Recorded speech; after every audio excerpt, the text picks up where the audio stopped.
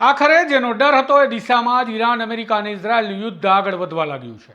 માનવની જીવાદોરી એટલે પાણી છે, પરંતુ બની શકે કે આગામી સમયમાં મધ્ય પૂર્વના દેશો પાણી માટે વલખા મારતા થઈ જાય, કારણ કે હવે પાણી જેવી જીવનદાયી વ્યવસ્થા પણ યુદ્ધના નિશાન પર આવી ગઈ છે. મહત્વના સમાચાર સામે આવી રહ્યા છે કે ઈરાને કુવૈતમાં આવેલા પાવર અને વોટર ડિસ્ટિલેશન પ્લાન્ટ પર હુમલો કરી દીધો છે. આ સમાચાર સામે આવતા જ મધ્ય પૂર્વના દેશોની સાથે સાથે આખી દુનિયામાં ચિંતા પ્રસરી ગઈ છે. બધા કેમ આટલી ચિંતા કરે છે એ જાણતા પહેલા સમાચાર આપી દઉં કે આ હુમલામાં એક ભારતીય કામદારનું મોત થયું હોવાની માહિતી પણ સામે આવી છે. આવો વિગતે વાત કરીએ આ અહેવાલ વિશે. નમસ્કાર, હું તુષાર બસિયા, આપ જોઈ રહ્યા છો સ્વમાન. અમેરિકા અને ઇઝરાયલ દ્વારા ઈરાન પર હુમલો કરવામાં આવ્યા બાદ હુમલાની ઘટના યુદ્ધની પરિસ્થિતિમાં પરિવર્તિત થઈ ગઈ છે, જેના કારણે મધ્ય પૂર્વના દેશોમાં તણાવ વધી ગયો છે અને દુબઈ, ઓમાન તેમજ કુવૈત સહિતના દેશો પણ હુમલાના ભય હેઠળ જીવી રહ્યા છે. ત્યારે હવે એક એવી ઘટના સામે આવી છે જેને વૈશ્વિક સ્તરે ગંભીર ચેતવણી તરીકે જોવામાં આવી રહી છે. આંતરરાષ્ટ્રીય મીડિયા રિપોર્ટ્સ મુજબ કુવૈતના એક પાવર અને વોટર ડિસાલિનેશન પ્લાન્ટ પણ હુમલાનો ભોગ બન્યા છે.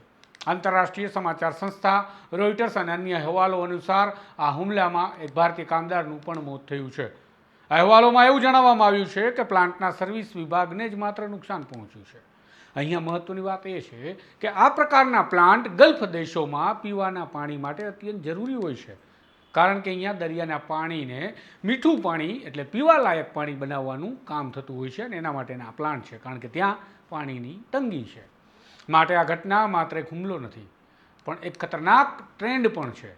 નિષ્ણાતો કહે છે કે જો પાણી અને વીજળી જેવી જરૂરી વ્યવસ્થાઓ પર હુમલા વધશે તો ખાડી દેશોમાં થોડા જ દિવસોમાં પાણીની કટોકટી સર્જાઈ શકે છે. અગાઉ પણ બહેરીનમાં ડિસાલિનેશન પ્લાન્ટને નુકસાન પહોંચાડવાનો એક અહેવાલ આવ્યો હતો. હવે કુવૈતમાં પણ પાણીના પ્લાન્ટ પર હુમલા બાદ આ પ્રશ્ન વધુ જટિલ અને ગંભીર બનતો જઈ રહ્યો છે. આ બાબતે વિગતવાર એક વિશ્લેષણ કરી અને સોમાને એક અહેવાલ બતાવ્યો હતો કે આ પ્લાન્ટ શું છે, કેમ કામ કરે, શા માટે ખાડી દેશો માટે મહત્વના છે, અને યુદ્ધમાં જો પાણી નિશાન પર આવે તો શું થાય. આ બધી જ બાબતોની સાથે જ સોમાને આશંકા વ્યક્ત કરી હતી કે આ ઘટના બને તો યુદ્ધમાં નવો ટ્રેન્ડ સેટ થાય અને કદાચ એ જ દિશામાં ઈરાન આગળ વધી રહ્યું છે. એ અહેવાલ જો તમારે જોવો છે તો સ્ક્રીન પર દેખાતા ઉપર આઈ બટન પર ક્લિક કરીને જોઈ શકો છો. આમ હવે પાણીના પ્લાન્ટ પર હુમલા બાદ સવાલો થઈ રહ્યા છે કે શું હવે યુદ્ધની રણનીતિ બદલાઈ રહી છે? શું સામાન્ય લોકો પણ હવે આ દબાણના શિકાર બને એટલા માટે તેમની મૂળભૂત જરૂરિયાતોને નિશાન બનાવવામાં આવી રહી છે? વિશ્વભરમાં વધી રહેલી અસ્થિરતાની વચ્ચે હવે આ ઘટનાએ દિશામાં ઇશારો કરે છે કે યુદ્ધનો વ્યાપ વધતો જઈ રહ્યો છે અને તેની અસર સીધી રીતે સામાન્ય લોકોના જીવન પર પણ પડી શકે છે. તો શું આંતરરાષ્ટ્રીય સમુદાય હવે કોઈ કડક પગલાં લેશે કે પછી આવી ઘટનાઓ આગળ વધતી જ રહેશે? આપનું શું માનવું છે? કમેન્ટ બોક્સમાં જરૂરથી જણાવજો અને આ પ્રકારના અહેવાલો માટે સોમાનની ચેનલને સબસ્ક્રાઈબ કરવાનું ભૂલતા નહીં.